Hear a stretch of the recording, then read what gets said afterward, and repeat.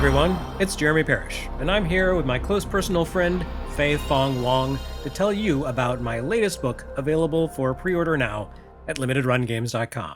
Now, you may know me as the guy who makes a lot of videos about Nintendo games and old Sega games, and that's true, I do those things. But you know, in my heart of hearts, my all-time favorite console might be the original PlayStation. Now, the very first console I bought with my own money was the Nintendo Entertainment System. And the very second console I bought with my own money was the Super NES. So naturally, by the time the N64 rolled around, I was all in on the Nintendo ecosystem, and I picked one of those up at launch. But about 6 months later, I realized there's not actually that much happening here besides Mario and Zelda games. So I made a fateful choice and traded my N64 for a PlayStation.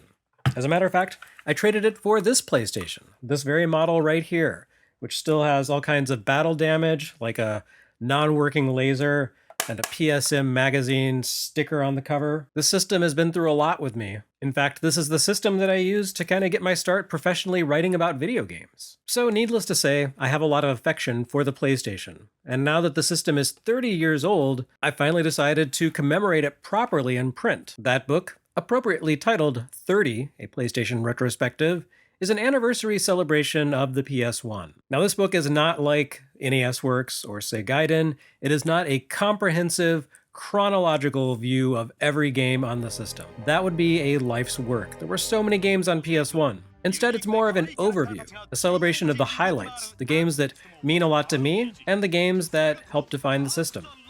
Now, the very, very elderly among you may remember that 15 years ago, I spearheaded, co-wrote, edited and designed a PlayStation Retrospective, which was a collection of essays by a lot of different people, including myself, that talked about some of the most significant stuff on the PS1. This new book is not the same as this, although some of my writing from this book is carried over into the new book.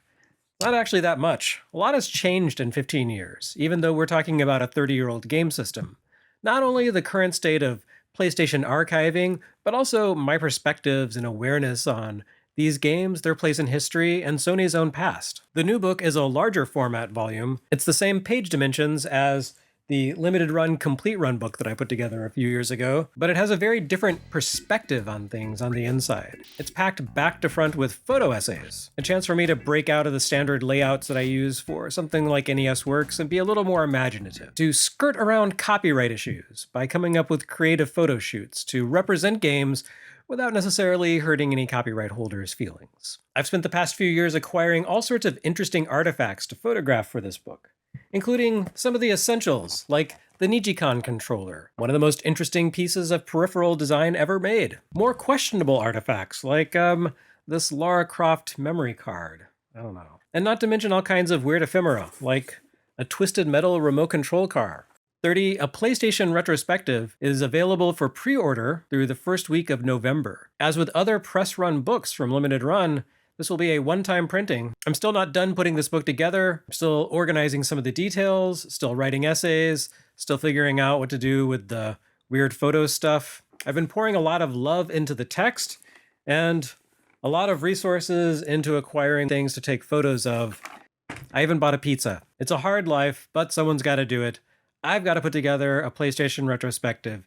You've got to pre-order it now through the first week of November at limitedrungames.com. And once that's done, I can finally get back to work on NES Works 1988.